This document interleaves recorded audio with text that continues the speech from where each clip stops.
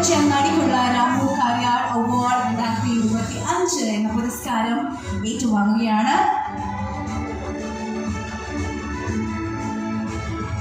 മലയാളികളുടെ അഭിമാനമായി നിലകൊള്ളുന്ന മാനമുരളിക്ക് ഈ അവസരത്തിൽ 2 വാക്ക് നിങ്ങളോട് എന്താണ് പറയാനുള്ളത് എന്ന് കേൾക്കാൻ അതിയായ ആകാംക്ഷയുണ്ട്. പ്ലീസ്. എല്ലാവർക്കും നമസ്കാരം.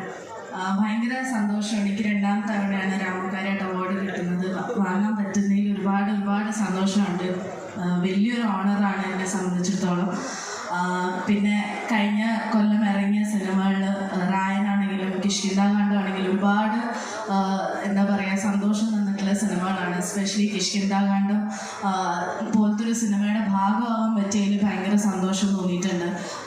എനിക്കിപ്പോഴും ഓർമ്മയുണ്ട്, ഞാനും ആസിഫ്കയും ട്രിവാൻഡ്രത്തൊരു തിയേറ്ററിൽ കയറി ചെന്നപ്പോൾ കിട്ടിയ ഒരു ഫീൽ എനിക്ക് പറഞ്ഞറിയിക്കാൻ പറ്റാത്തൊരു ഫീലായിരുന്നു. എനിക്ക് തോന്നുന്നു അതൊക്കെയാണ് കിഷ്കിന്ധാകാന്ഡം തന്നിട്ടുള്ളൊരു എന്താ പറയുക സമ്മാനം എന്ന് പറയും. ഭയങ്കര ഒരു ഫീലായിരുന്നു എനിക്ക് personally.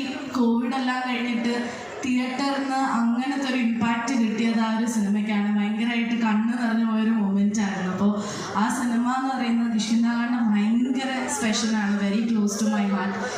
Thank you so much. ഈ അവാർഡ് ഇന്ന് എനിക്ക് തന്നതിലും എനിക്ക് ഇവിടെ വന്ന് സ്വീകരിക്കാൻ പറ്റിയതിലും ഒരുപാട് സന്തോഷമാണ്. Thank you.